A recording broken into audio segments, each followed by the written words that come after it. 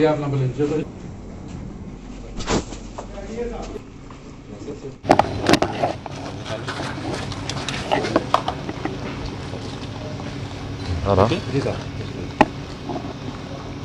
कल जो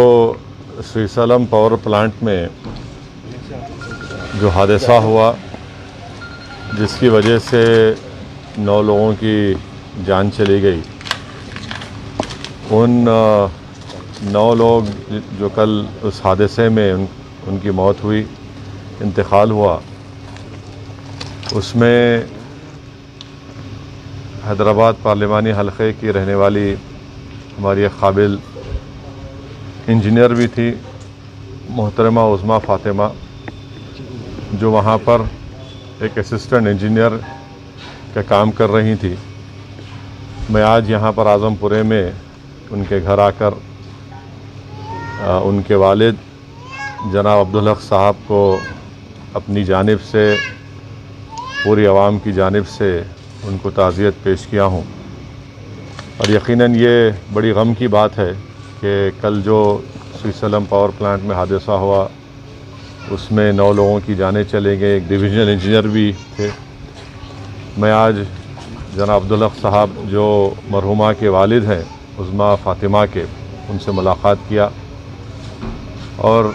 ये बात शायद किसी को भी नहीं मालूम, उनके वालिद साहब जनाब अब्दुल हक साहब ने और उनके भाई ने मुझे बताया है कि उज़्मा फ़ातिमा एक बहुत ही काबिल स्टूडेंट थी और बचपने से वो बहुत ज़्यादा पढ़ाई में उनकी दिलचस्पी थी, मेहनत करती थी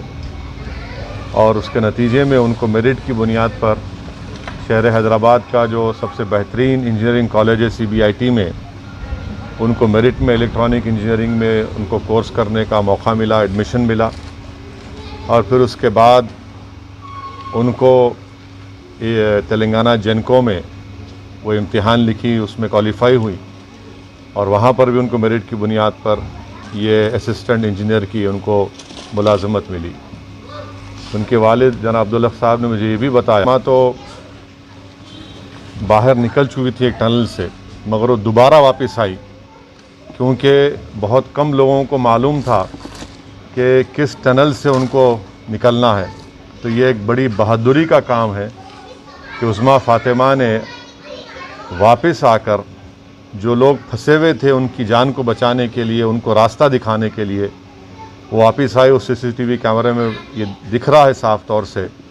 कि उज़्मा फ़ातिमा दोबारा वापस आकर जो लोग फंसे हुए थे उनको निकालने की पूरी कोशिश की। उसमें से बाज़ लोग निकल गए, मगर अफसोस कि हमने अपनी बेटी को खो दिया और उज़्मा फ़ातिमा की जान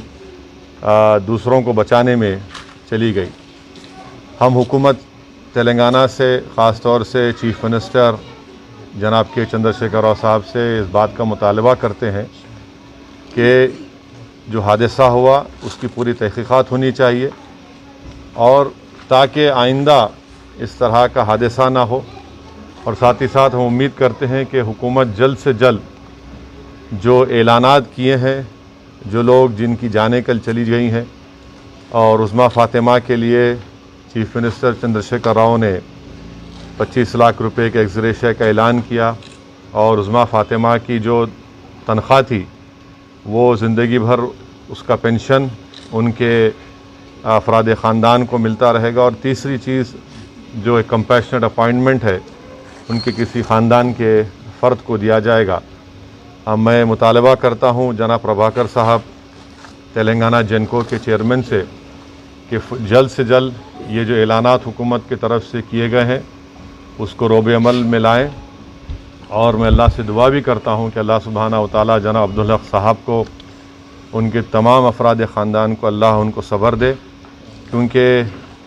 एक गरीब ख़ानदान में रहते हुए इस बच्ची ने बड़ी मेहनत की, मरहुमा ने, और मेहनत करके अपने बलबूते के ऊपर उन्होंने ये नौकरी हासिल की, इलेक्ट्रॉनिक इंजीनियरिंग किया हैदराबाद के मायनाज इंजीनियरिंग कॉलेज CBIT में मेरिट की बुनियाद पर। अल्लाह सुब्हानहू व तआला से मेरी दुआ है कि अल्लाह इनकी मरहुमा की मग़फ़िरत फ़रमाए और इनके अफराद ख़ानदान को सब्र जमील अता करे।